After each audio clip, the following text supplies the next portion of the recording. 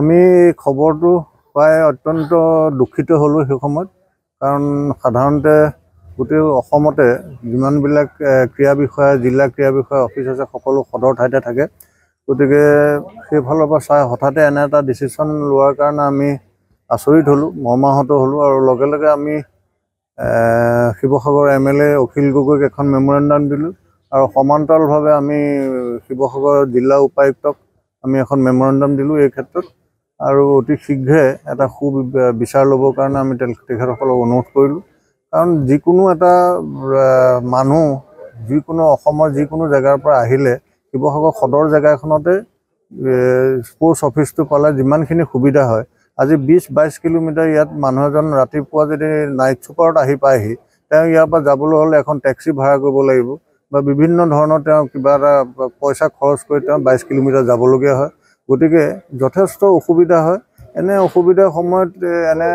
কি কাৰণে এনেকুৱা এটা ডিসিশন ল'লে সেইটো আমি ইয়াৰ পৰা এটা ক'বলৈ অলপ অসুবিধা হয় যিকিনো তেখেতসকলক আমি ইতিমধ্যে দুখন মেমোৰেণ্ডাম দিছোঁ তাৰ এটা সুব্যৱস্থা কৰিব বুলি আমি আশা ৰাখিছোঁ আৰু ভৱিষ্যতে 2 দিনৰ ভিতৰতে আমি অসমৰ মাননীয় খেল মন্ত্ৰী স্পৰ্টছ মিনিষ্টাৰ তেখেতক আমি এখন মেমোৰেণ্ডাম দিম আৰু তেখেতক আমি অনুৰোধ কৰিম যাতে অফিচটো ইয়াত ৰাখিবৰ কাৰণে আজি কিছুদিনৰ পৰা শিৱসাগৰ জিলাৰ গণপ্ৰতিষ্ঠিত জিলা ক্ৰীড়াৰ যি মুখ্য কাৰ্যালয় আছিল এই কাৰ্যালয় ইতিমধ্যে শিৱসাগৰ জিলাৰ পৰা লৈ যোৱাৰ কথা ইতিমধ্যে আমি শুনিবলৈ পাইছোঁ যেটো আমি অত্যন্ত মনত দুখ পাইছোঁ আৰু এটা কথা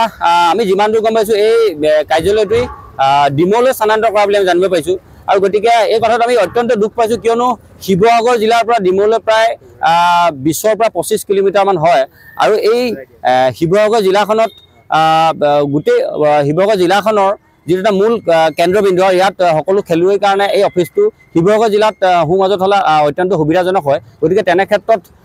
ইয়াৰ পৰা লৈ যোৱাৰ বিষয়টো আমাক মনত অত্যন্ত দুখ দিছে আমি শিৱসাগৰৰ সন্মানীয় আমাৰ বিধায়ক মহোদয়ক অনুৰোধ জনাইছোঁ শিৱসাগৰ জিলা উপায়ুক্ত মহোদয়ক অনুৰোধ জনাইছোঁ আৰু মাননীয় মুখ্যমন্ত্ৰী মহোদয়ক অনুৰোধ জনাইছোঁ যাতে আমাৰ শিৱসাগৰ জিলাত পূৰ্বৰ পৰা থকা যি আমাৰ ক্ৰীড়া বিষয়া কাৰ্যালয় গৃহটো আছে এই কাৰ্যালয় গৃহটো ইয়াতে থকাটো বিচাৰোঁ আমি চিকিৎসালয় হেৰুৱাইছোঁ আৰু বিভিন্ন সময়ত বহুত বস্তু আমি হেৰুৱাইছোঁ গতিকে থকাৰ যিটো আমাৰ অফিচ আছে অফিচ গৃহটো আমি বৰ্তমানে শিৱসাগৰবাসী ৰাইজ হিচাপে ক'ব বিচাৰোঁ যে শিৱসাগৰ জিলাতে বাহাৰ ৰখাটো আমি বিচাৰিছোঁ অন্যথা ইয়াৰ পৰৱৰ্তী পৰ্যায়ত যদি এই বিষয়টো যদি কোনো ধৰণৰ গুৰুত্ব আৰোপ নকৰে নিশ্চয়কৈ আমি ইয়াৰ ওপৰত আমি কিবা নিজাববীয়াকৈ আমি প্ৰতিবাদী কাৰ্যসূচী হাতত তুলিবলৈ আমি বাধ্য হ'ম